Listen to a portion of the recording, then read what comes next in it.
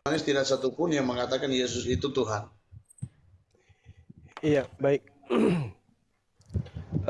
Jadi gini, teman-teman, ketika berbicara tentang kitab, khususnya Perjanjian Baru yang diimani oleh teman-teman Kristen, pertama, kitab ini itu tidak pernah dituliskan untuk Bani Israel. Ini dulu yang dicatat. Jadi kitab kanonik itu beserta tambahan 14 kitab dari Paulus itu adalah kitab yang ditulis memang diperuntukkan untuk bangsa Romawi dan Yunani, bukan untuk Bani Israel. Kenapa demikian? Karena para penulis tahu konsep yang mereka sajikan kemudian itu adalah konsep yang sungguh-sungguh bertentangan dengan konsep yang diimani oleh Bani Israel, yaitu praktisi Torah. Dan itu berlaku sampai hari ini. Sehingga ketika dikatakan di Antioquia lah pertama kali orang-orang ini disebut sebagai Kristen dan itu adalah ejekan, itu betul. Karena yang dimaksud Kristen di sana adalah pengikut Paulus, bukan pengikut Yesus. Karena Yesus mengaku, Paulus mengaku di dalam Galatia 1 data 16 dan 17 bahwa dia diutus kepada non-Yahudi. Berarti ketika dia sampai di sana dia mengajar kepada non-Yahudi. Ini harus disikapi dengan bijak dan arif.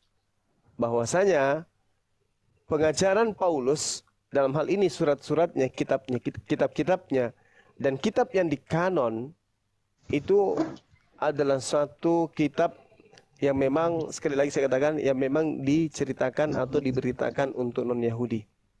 Sehingga menceritakan tentang tokoh yang bernama Yesus. Di mana orang Yahudi sendiri tidak mengenal Yesus itu. Yang mereka kenal adalah Isa, yang mereka kenal adalah Yesua. Kenapa dia disebut Yesus atau Yesus? Itu karena pangsa pasarnya adalah Romawi Yunani. Dari Yunani nyebrang sampai Eropa, nyebrang sampai ke Belanda, Belanda masuk ke Indonesia. Maka nenek moyang kita kemudian ikut kepada agama mereka.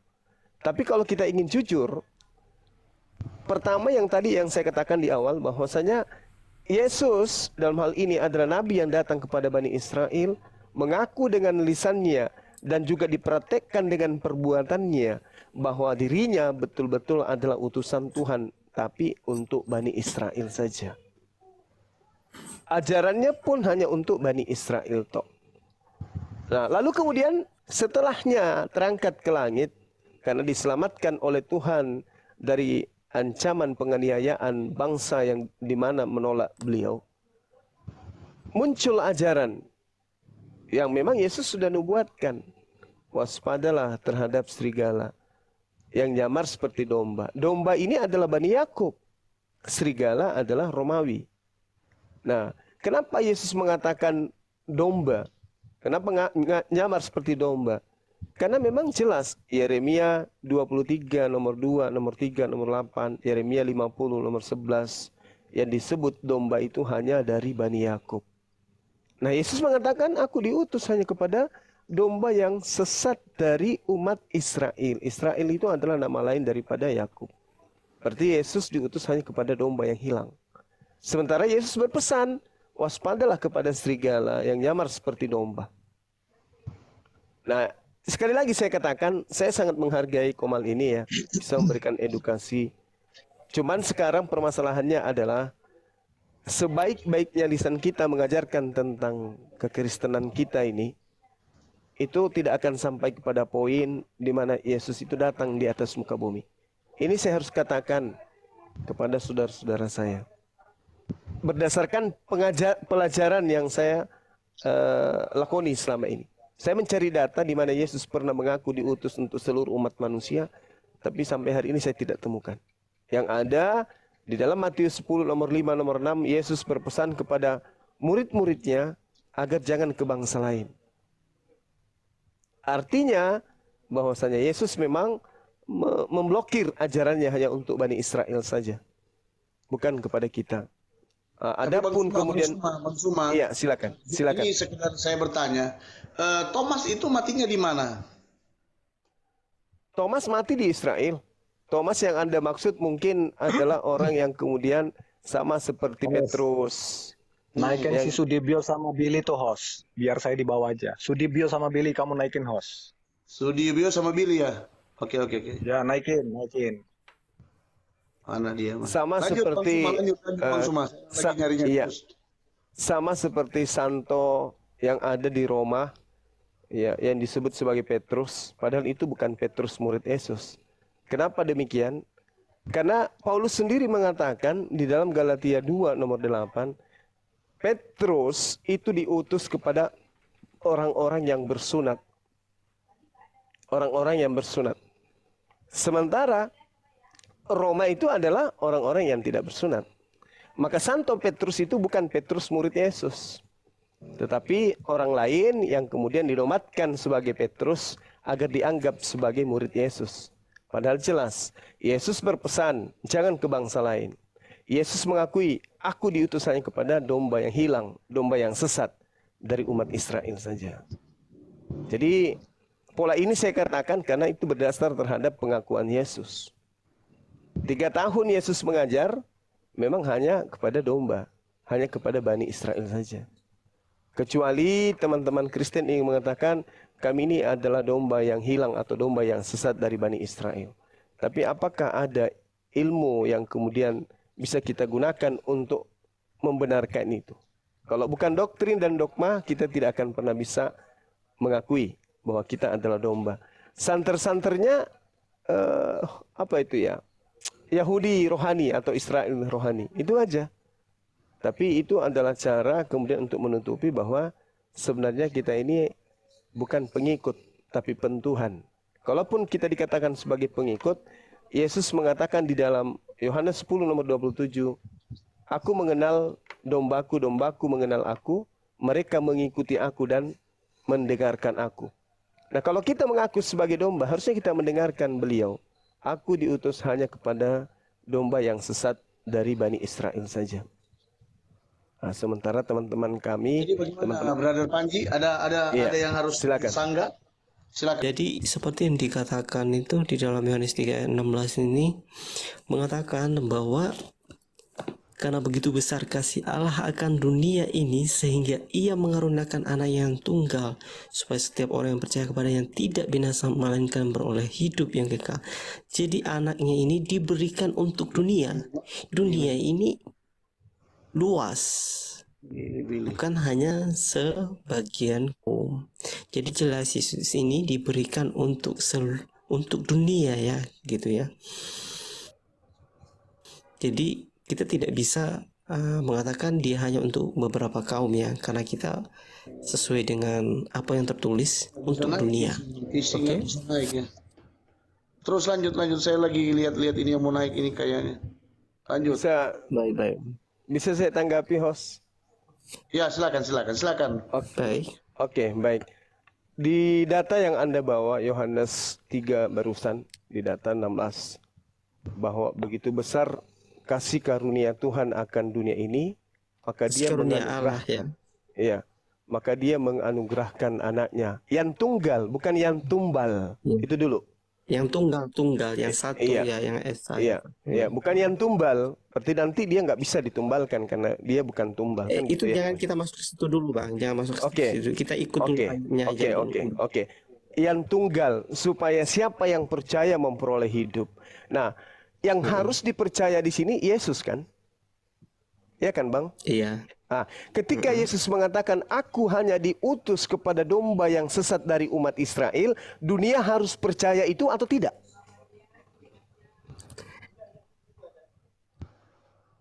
Diutus untuk diberikan untuk dunia nih ya. Enggak, Oke. dunia harus percaya kepada Yesus. Ketika Yesus mengatakan aku diutus hanya kepada domba yang sesat dari umat Israel, apakah wajib hukumnya dunia percaya akan Yesus dengan ucapan itu? Silakan.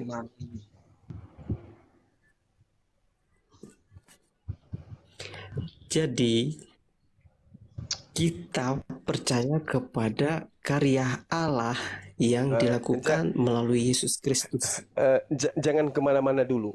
Karena kalau kita berbicara tentang karya Allah, karya Tuhan, Yesus mengakui di dalam Yohanes 5 nomor 36 bahwa karya Tuhan yang dilakukan justru membuktikan dirinya sebagai utusan Tuhan. Kita lari ke pernyataan Ya, Yesus dulu. makanya kita harus lihat dulu Bang gini ya. Jadi Allah ini mengutus Yesus ke dalam dunia ini untuk menjadi jalan bagi kita supaya kita orang-orang yang berdosa ini memiliki jalan kepada kehidupan yang kekal. Oke. Oke? Nah, ketika kita menjadikan Yesus sebagai jalan, Yesus mengatakan dirinya di dalam Yohanes 17 nomor 3, aku diutus hanya kepada, dia katakan, hidup kekal. Hidup kekal itu adalah mereka mengenal Engkau satu-satunya Tuhan yang benar. Satu-satunya Allah. Ya, dan mengenal Yesus yang Engkau utus. Apakah Iya, ketika kita percaya terhadap pengakuan Yesus itu, maka kita memperoleh hidup yang kekal? Jadi begini ya, dia adalah jalan. Ketika kita percaya kepadanya, kita harus melakukan perbuatan-perbuatan yang benar, yang sesuai dengan apa yang telah diajarkan oleh Yesus Kristus. Betul. Apa yang dikerjakan oleh Yesus kita harus ikutin. Kita Betul. tidak boleh berbuat sembarangan seperti apa yang kita mau, seperti itu. Betul. Tapi harus mengikuti apa yang dipraktekkan, diteladani oleh Yesus selama ia di dalam dunia ini. Betul. Nah, sekarang pertanyaannya, ada tidak Yesus mengajarkan menyembah, mempertuhankan dirinya? Tidak ada, Tidak ada. Kenapa teman Kristen melakukan itu? karena kita ya, baik di umat Islam dan umat Kristen juga banyak aliran-alirannya, banyak pandangan-pandangannya. Bukan. Kan Yesus yang harus dicontoh ini. Yesus harus dijadikan teladan karena dia Kita memberikan teori. kita harus mencontohi dia, yaitu menyembah Allah yang adalah Bapa kita. Iya, betul. Nah, Oke. makanya siapa yang dicontohi oleh Kristen menyembah Yesus? Tadi Anda sudah mengakui dia adalah Kurios, dia adalah Lord. Dia Tuhan. Lord Tuhan. Iya. Terus siapa yang Anda Iya. contohi? Siapa yang Anda contohi? Mempertuhankan Kita manusia. Iya. jadi gini, Yesus ini adalah Lord Tuhan, bukan Allah. Oke? Iya, itu dia maksudnya. Siapa yang Anda contohi Yes. mempertuhankan utusan. Kan tadi Yesus yang harus diteladani itu. Yesus yang harus menjadi patron. Ketika Yesus menyembah kepada Iya. ilah yang tak terlihat, lalu Anda menyembah kepada Yesus. Ini yang Anda contohi Iya, siapa? Saudara saya kita contohi siapa? menyembah kepada Yesus itu kata siapa? Oke, berarti Anda tidak mempertuhankan. Tidak menganggap Yesus itu Kita Tuhan. harus Yesus bukan Allah, tetapi Tapi- dia Tuhan atas manusia. Maksudnya dia Oke. juga adalah sembahan gitu. Bukan, yang disembah kita adalah Allah yang adalah Bapa. Itu yang diajarkan oleh Yesus. Kita harus menyembah kepada Allah karena Allah itu tidak terlihat, yang tidak bisa dijangkau oleh apapun. Oke, sepakat kita. Berarti Yesus hanya utusan Tuhan di sana, ya kan? Iya. Ya. Sekarang permasalahannya adalah ketika kita diminta percaya kepada Yesus, Yesus mengatakan, "Aku diutus hanya kepada domba yang hilang dari umat Israel." Apakah kita ini umat Israel? Begini, jadi kalau kita nggak bisa memperoleh jalan, memperoleh keselamatan, makanya sesungguhnya kita adalah orang tersesat. Yang tersesat inilah yang menjadi milik kepunyaannya. Enggak, maksud saya gini, Bang. Yesus mengatakan, "Aku diutus hanya kepada domba yang hilang dari Bani Israel." Iya, berarti yang mengikutnya adalah domba yang hilang, yang sesat. Oke? Domba itu Bani Israel.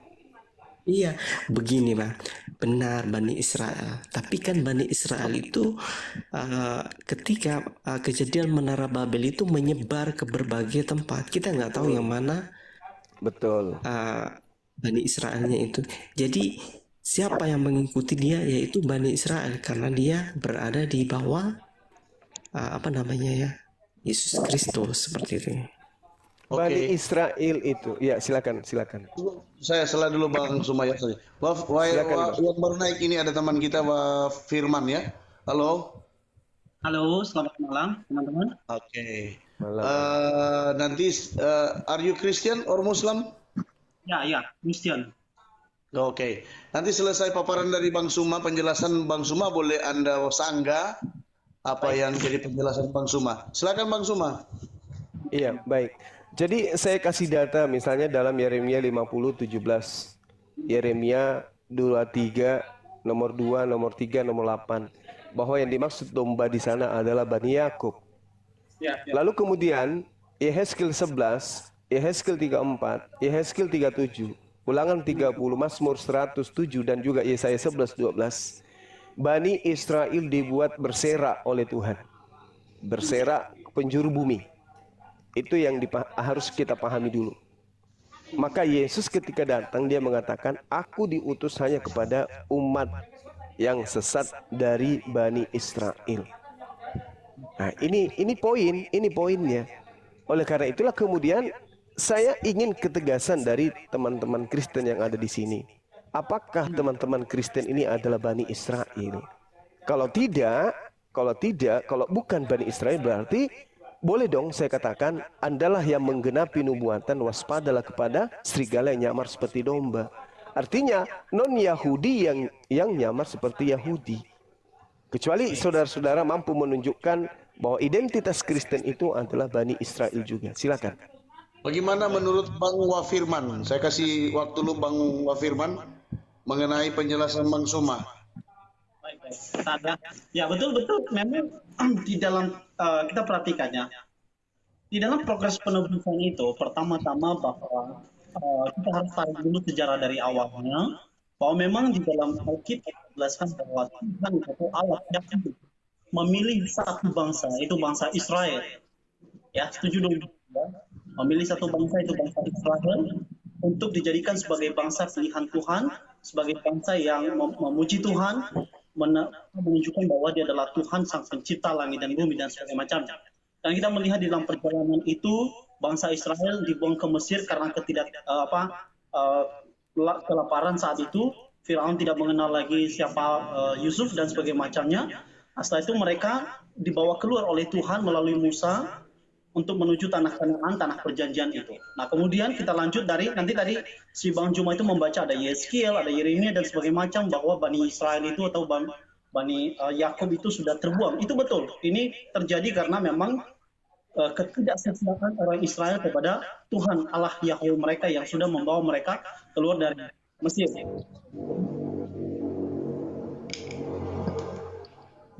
Ini sejarahnya dulu.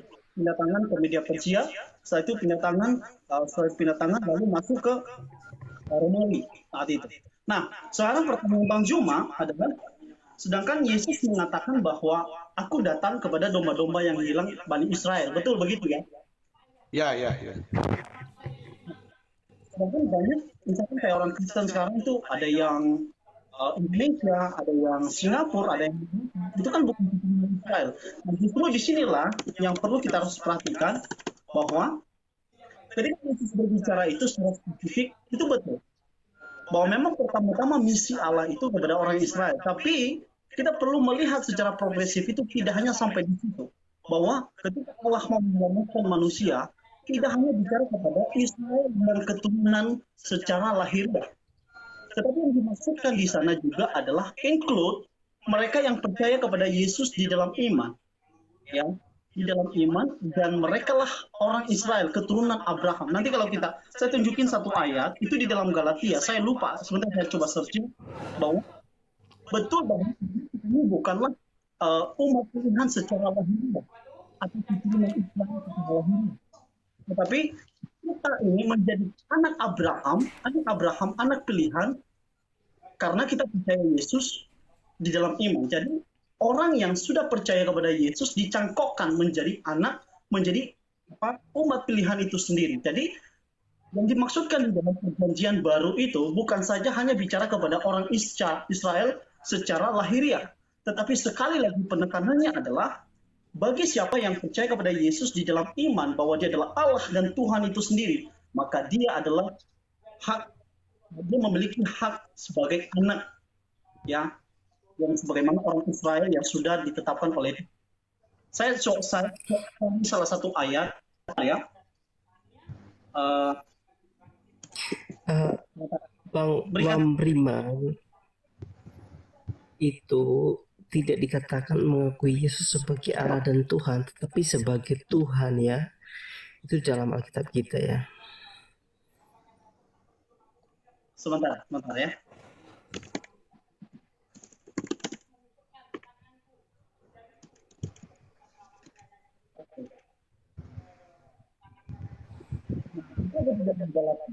Tertulis di situ itu Yesus adalah Allah. Wirman. Tetapi Lord ya. Halo Bang Wirman. Itu dulu. Ya halo. Ya, terus lanjut. Ya saya lanjut ya. Itu misalkan ya di dalam Galatia pasal 3 ayat 7. Jadi kamu lihat bahwa mereka yang hidup dari iman, mereka itulah anak-anak Abraham. Jadi kan Pak Yesus yang perkataan Yesus tadi ya. Kita fokus dulu di dalam pertanyaan Bang Juma. Kita ikut dulu logika berpikirnya Bang Juma ini. Oh, tadi Yesus kan mengatakan aku datang kepada domba-domba yang hilang, itu orang Israel. Nah, sedangkan kan dia pertanyaannya, sedangkan orang Kristen sekarang kan misalkan salah satu Indonesia, itu kan bukan orang Israel asli. Ya betul. Tapi perhatikan, kita harus membaca secara holistik. Sekali lagi, kita harus membaca secara holistik Alkitab itu. Tidak hanya kita mau membaca satu bagian penting yang itu menurut kepentingan kita sendiri dan kita tidak melihat konteks yang lain. Nah, salah satu di dalam Galatia pasal 3 ayat 7 sampai 8 dikatakan di sana, jadi kamu lihat bahwa mereka yang hidup dari iman, mereka itulah anak-anak Abraham. Ya. Gitu ya. Dan Israel itu kan keturunan dari Abraham, gitu ya. Anak Abraham. Dan kitab suci yang sebelumnya mengetahui bahwa Allah memberikan orang-orang bukan Yahudi karena iman, bukan orang Yahudi sekali lagi ya. Itu mereka yang orang Yunani kah, orang Mesir kah, orang Indonesia kah, gitu ya. Dan kitab suci yang sebelumnya mengetahui bahwa Allah membenarkan orang-orang bukan Yahudi karena iman. Telah terlebih dahulu memberitakan Injil kepada Abraham, olehmu segala bangsa akan diberkati. Ini kan janji kepada Abraham ya. Ketika Allah mengatakan bahwa engkau akan diberkati, itu berkat sebagai keturunan dan tanah. Dan keturunan itu kan termasuk bukan saja mereka yang secara lahiriah, yang mengaku sebagai Yahudi lahiriah, tetapi mereka yang percaya kepada Yesus, inilah mungkin karya Yesus di dalam keselamatan itu. Jadi itu Bang Juma. Jadi menurut Bang Juma, saya berikan kesempatan waktunya. Silakan. Iya, baik. Jadi yang pertama, Anda mencoba menggunakan data-data surat-surat Paulus untuk Romawi Baik. untuk membantah pengakuan Yesus. Aku diutus hanya kepada domba yang hilang, yang sesat dari Bani Israel. Lalu Anda mengkanter pernyataan Yesus itu dengan Galatia 3. Sehingga Anda sampai pada poin bahwa karena Abrahamlah kemudian orang di dunia akan mendapatkan berkat. Oke. Nah, sedangkan kalau kita berbicara tentang, mohon maaf ini, berbicara tentang Nabi Abraham atau Abraham alaihissalam, saudara tidak mau kemudian mengatakan bahwasanya Ismail itu adalah anak yang sah. Ismail itu adalah anak budak. Ismail itu anak yang tidak diinginkan. Artinya bahwasanya Anda tidak mendapatkan berkat dari sana. Itu adalah kutuk. Sabar Bang, sabar. Itu adalah satu hinaan terhadap Abraham. Karena Ismail itu adalah anak kandungnya. Anda mau hilangkan identitasnya seperti apa pun tidak bisa. Makanya di dalam Kejadian 12 nomor 3 itu, nomor 6 dikatakan, aku akan memberkati siapapun yang memberkati engkau Abraham. Dan aku akan mengutuk siapapun yang mengutuk engkau Abraham. Dengan mengatakan anaknya sebagai anak yang tidak sah, Anda sudah mengutuk Abraham alaihissalam. Itu yang pertama. Kemudian yang kedua, saya kantor dulu ini yang satu-satu dulu supaya saya nggak lupa. Boleh nggak? iya, poinnya saya kasih poinnya 30 detik. Poinnya adalah Anda mengkanter pengakuan Yesus dengan menggunakan pengakuan orang Farisi. Sementara Yesus mengatakan kepada muridnya, waspadalah kepada orang Farisi. Paulus mengaku di dalam Filipi 3, dia sebagai orang Farisi. Kisah Para Rasul 23 juga dia mengaku sebagai orang Farisi. Silakan. Oke, nah sebenarnya gini loh Bang Jumas, ini udah terlihat nih, sebenarnya udah loncat lagi nih. Tadi Bang Jumas sudah mengatakan bahwa kalau Anda mengakui Abraham, kenapa kemudian anaknya salah satunya adalah Ismail tidak diakui? Ini kan sama saja penghujatan kepada Abraham, begitu ya kira-kira. Nah saya counter dulu. Nah makanya kita perlu perhatikan konteks pembicaraan kalau bicara soal Alkitab. Sedangkan konteks Abraham kalau bicara soal keturunannya, memang itu tidak terhitung Ismail. Tetapi bukan berarti kita mengatakan Ismail bukan anaknya. Memang Ismail itu anaknya pribadi ya, anak-anak Abraham, tetapi bukan istri yang ditentukan oleh Tuhan. Karena kan kalau kita melihat sejarah di dalam Alkitab, Alkitab kita secara khusus nih, nggak tahu kalau kitab yang lain mencatat apa. Alkitab itu mencatat bahwa Ismail itu adalah anak Abraham dari gundiknya Sarah. Begitu. Ya, dari gundiknya, dari pembantunya Sarah saat itu. Begitu. Jadi memang itu tidak terhitung sebagai anak yang dijanjikan oleh Tuhan yang menjadi tahta pewaris, apakah itu secara rohani nanti, apakah itu dan dan sebagainya macamnya. Jadi yang terhitung hanya Isa. Kalau versi kita, kalau sudut pandang kita sebagai orang Kristen, ya sekali lagi saya nggak tahu apakah Anda setuju atau enggak, itu enggak masalah. Tetapi saya perlu kasih tahu bahwa Alkitab kita mencatat bahwa kalau nanti saya tidak perlu baca lagi karena itu panjang lebar sekali. Nanti teman-teman bisa baca dalam Kejadian itu peristiwa soal Hagar dan anaknya yang diusir dari rumah. Ya karena memang tidak diakui. Itu satu. Yang kedua, tadi Bang Juma mengatakan bahwa Wafriman memakai data mengcounter kata-kata Yesus dengan orang Farisi. Sedangkan kan Paulus itu kan mengaku dirinya sebagai orang Farisi di Filipi pasal 3 dan di Kisah Para Rasul. Nah menarik, logika berpikir itu salah sebenarnya Bang Juma. Ya, teman-teman salah. Kebanyakan teman-teman yang berseberangan iman dengan kita mengatakan bahwa apakah Yesus itu menulis Alkitab? Apakah Yesus itu punya punya Injil sendiri? Nah ini kan logika berpikir yang salah. Apakah Yesus itu adalah Kristen kalau kita lebih jauh ya? Ini logika berpikir yang salah. Sedangkan Yesus itu kan Allah itu sendiri. Jadi apakah itu Yesus itu serta di dalamnya Wahyu itu? Kita mengatakan Filipi yang tadi Bang Juma bilang bahwa dia mengaku dirinya orang Farisi. Iya, betul. Dia sedang mengakui dirinya, memberitahu loh, gua dulu penganiaya yang percaya sama Yesus itu loh. Saya mati-matian, bahkan saya rela kepala saya digorok, leher saya digorok, hanya membela untuk iman Kristen itu sendiri, bahwa orang yang percaya kepada Yesus itu pasti punya hidup yang kekal. Bukan berarti ketika mengatakan Paulus itu orang Farisi berarti bertentangan dengan yang Yesus katakan. Tidak.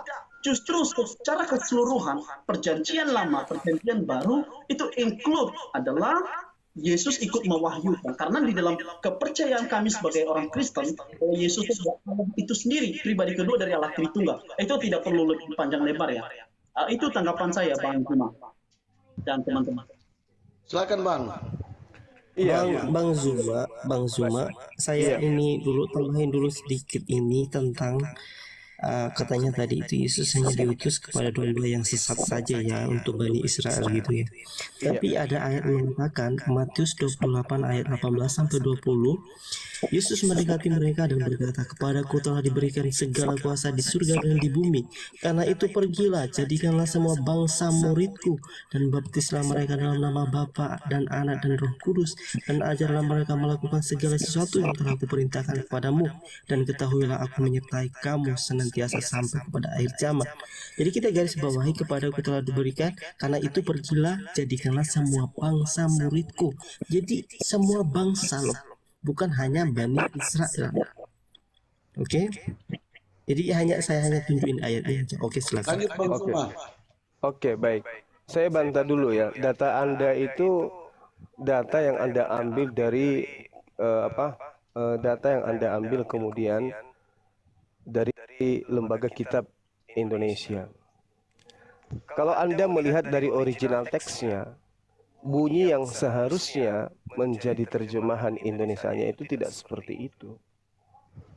Ini sudah berapa kali saya sajikan kepada teman-teman bahwa ketika berbicara mengenai Matius 28 itu di data 19-nya itu sangat jelas Yesus mengajarkan jadikanlah murid seluruh ras muridku.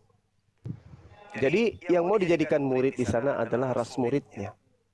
Bahasa Yunaninya jelas kalau Anda mempelajari original teksnya. Di situ jelas dikatakan poreutentes Mateusate, artinya jadikanlah murid semua ras muridku. Apa ras murid Yesus? 12 suku dari Bani Israel. Rat itu etnos, atau kita menggunakan bahasa Indonesia etnis. Etnis itu adalah ras, suku. Jadikanlah murid seluruh suku muridku. Coba Anda pelajari kajian bahasa ini, bahasa Yunaninya.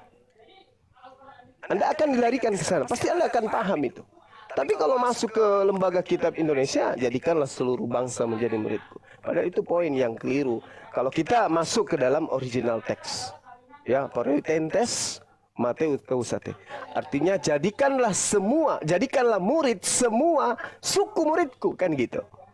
Kalau etnos dalam bahasa Yunani itu adalah suku.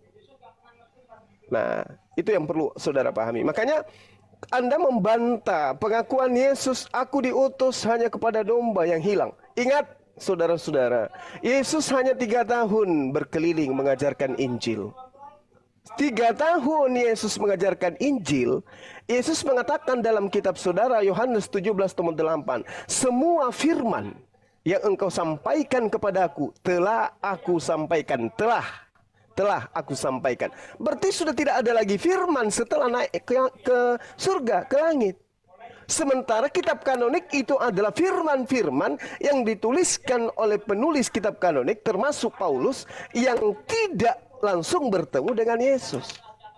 Malah Paulus kalau Anda lihat dalam Kisah Para Rasul 9, siapakah engkau Tuhan? Barulah kemudian Tuhan menyatakan diri ke Ananias. Ananias kemudian menyatakan bahwa Paulus itu adalah rasul. Artinya ada firman-firman baru yang datang setelah Yesus terangkat. Sementara Yesus mengatakan segala firman yang kau berikan kepada aku telah aku sampaikan.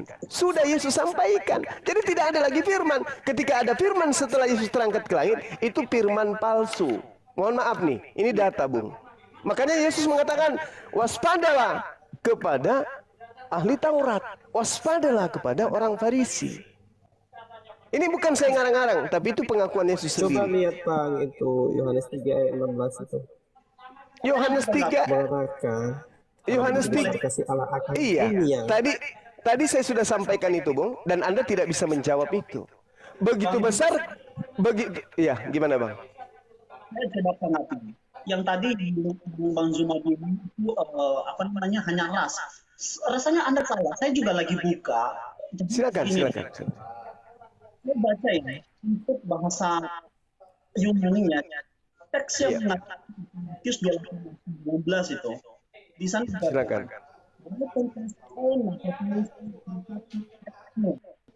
Etne itu bukan etnis, tetapi nation. Anda coba lihat. Oke. Mari kita uji. Ada nggak yang bisa buka kamera? God, sebentar saya baca. Having God, therefore disciple all the nation, baptizing them in the name. Jangan ke bahasa Inggris, Bung. Langsung ke bahasa Yunani.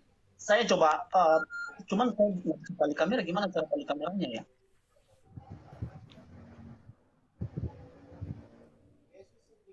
Ya, jadi sebenarnya etne itu tidak berbicara ras, Bung Juma. Itu nation. Nature kasusnya pun kalau kita melihat passing satu-satu itu kasusnya itu mengatakan noun akusatif neutral plural jadi jamak nation bangsa, jadi bukan etnis, bukan hanya satu ras. Dan lagian kalau kita membaca secara konteks tidak bicara hanya satu ras, Bung Juma. Jadi cara berpikir kita saya rasa itu berbeda, ya. Maka mari kita perhatikan.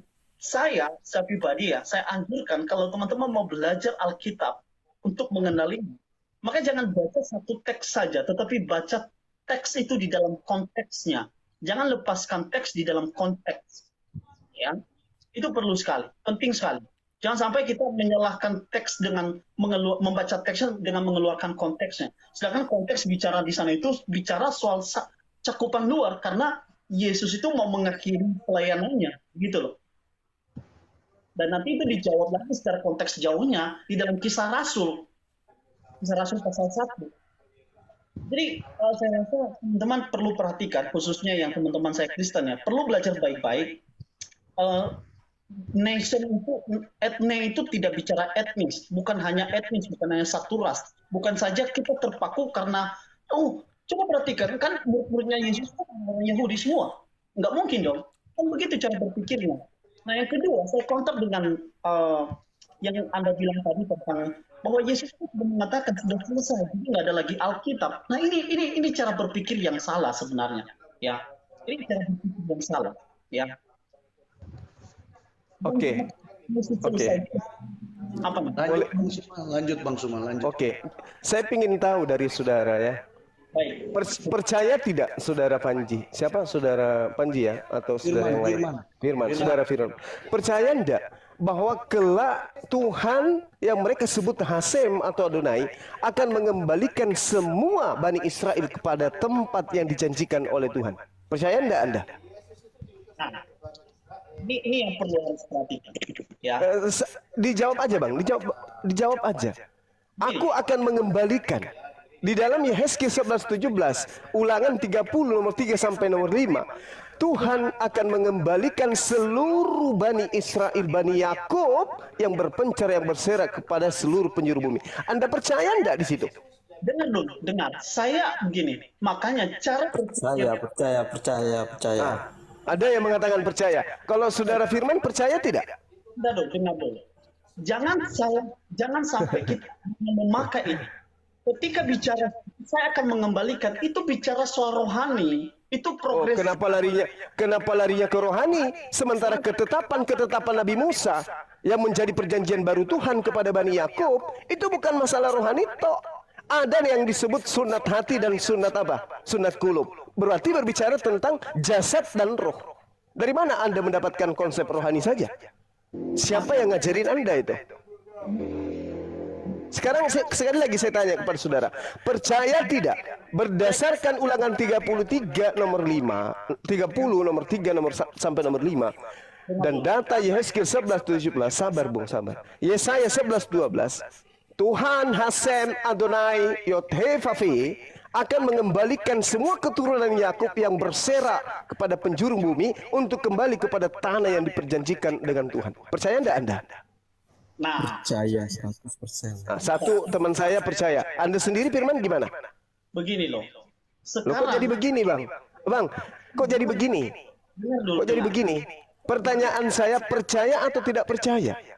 Begini, sebentar dulu, dengar dulu. Ketika Yehezkiel berbicara soal itu nubuatan ke depan, nubuatan. Tahu. Betul, paham kita, betul. Sekarang percaya tidak kalau itu akan terjadi ke depannya? Itu terjadi di dalam Yesus Kristus. Sabar dulu Bang. Percaya tidak bahwa Elohim akan mengumpulkan kembali keturunan Yakub pada titik yang sudah ditentukan? Percaya tidak Anda? Yang dimaksudkan satu titik itu bukan berarti mereka akan kumpul di Israel. Loh, itu janji Tuhan. Makanya cara Itu janji. Loh kok jadi Bung, Tuhan mengatakan di dalam Amsal 3 nomor 5, jangan kamu berasumsi tentang firman Tuhan. Tetapi imanilah firman Tuhan berdasarkan didikan dari Tuhan itu sendiri. Jangan berasumsi Anda.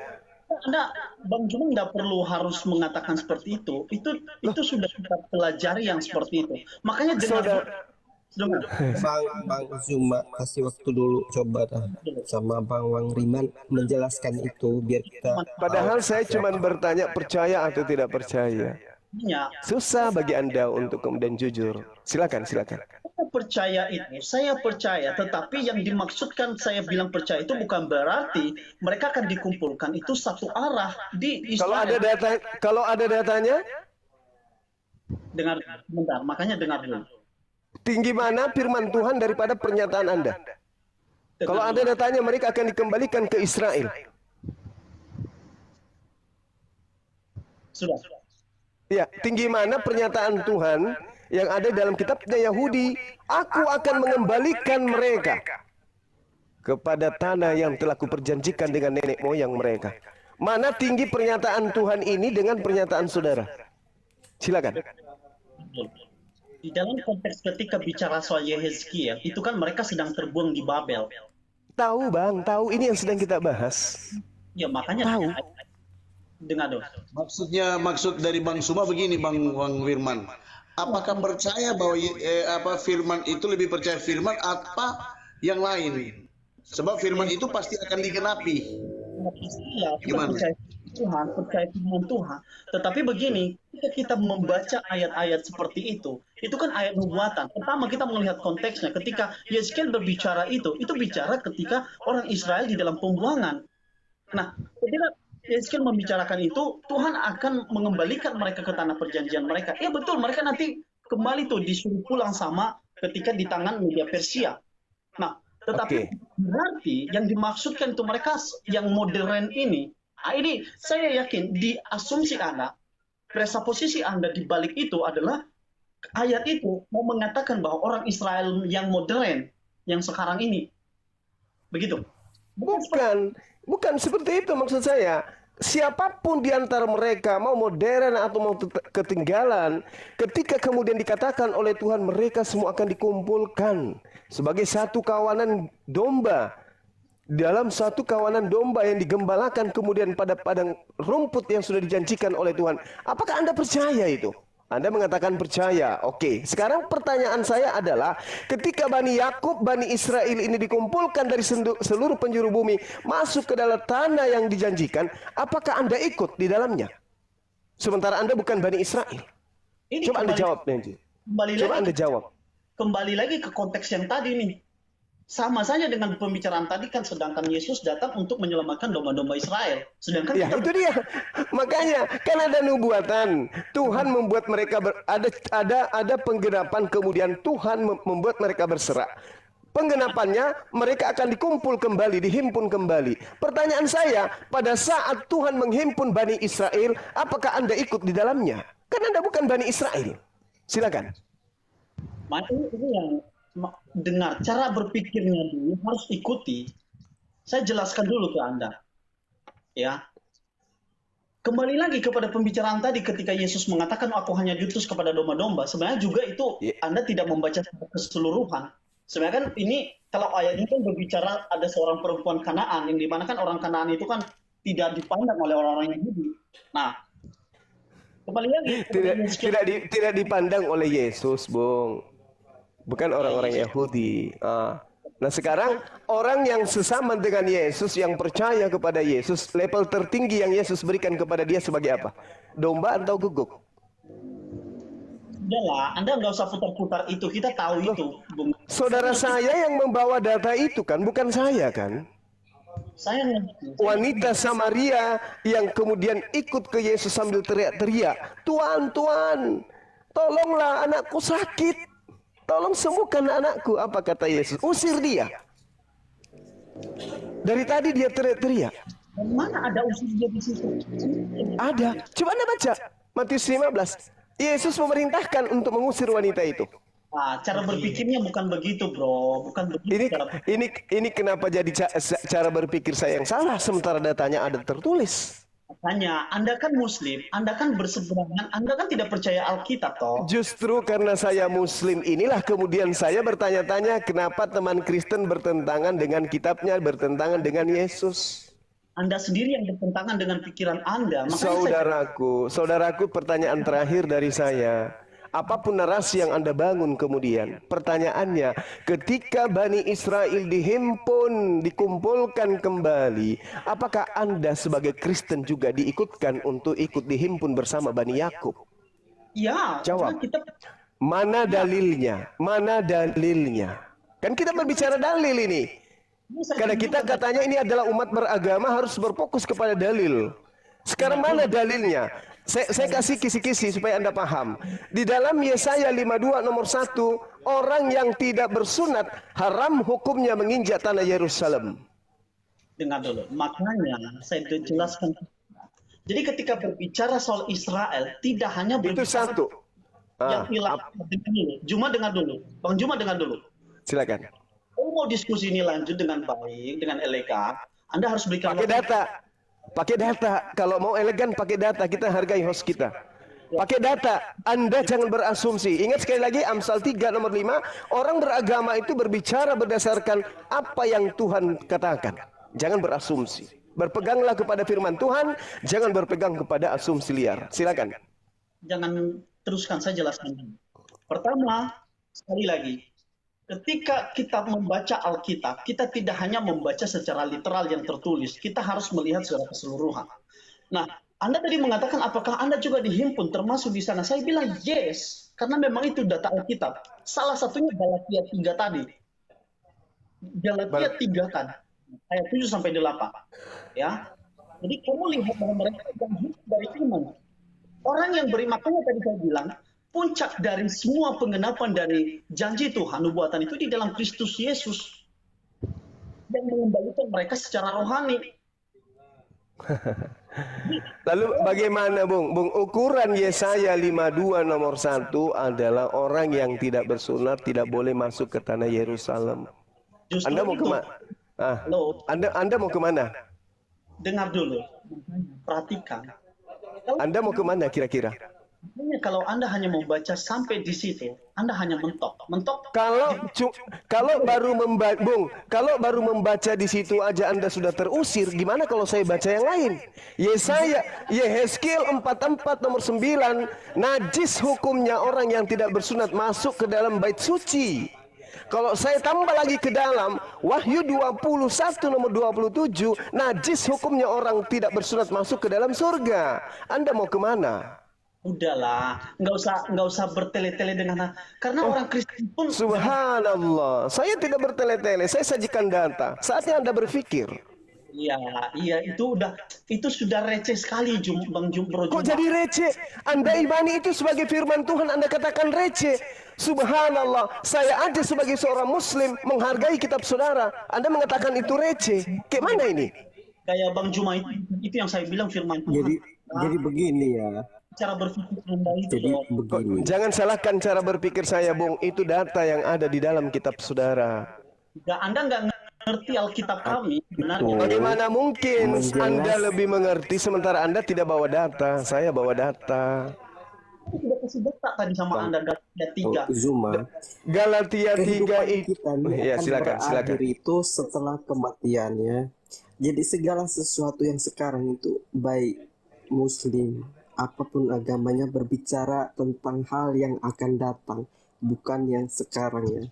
Jadi segala sesuatu itu berbicara tentang dunia yang akan datang, bukan yang sekarang. Oke? Jadi Oke, Bu. tujuannya itu bukan Baik. kejasmanian sekarang. Oke? Baik. Izinkan saya 30 detik berbicara. Silakan Bang Suma, silakan Bang. Oke, Silakan. makasih saudaraku host. Dengarkan Bang Panji, saudaraku Panji. Boleh Anda berbicara tentang hari kemuliaan. Tapi ingat sebelum ke sana Anda dihakimi dulu oleh Yesus. Pahami itu dulu. Jangan Anda diminta dihakimi oleh Bapa atau Allah atau siapapun. Yesus dulu Anda nggak bisa lolos di sana. Di dalam Yohanes 12 nomor 48 Yesus mengatakan barang siapa yang menolak aku, dia sudah ada hakimnya, yaitu firman yang aku katakan. Firman itulah yang akan menjadi hakimnya di akhir zaman.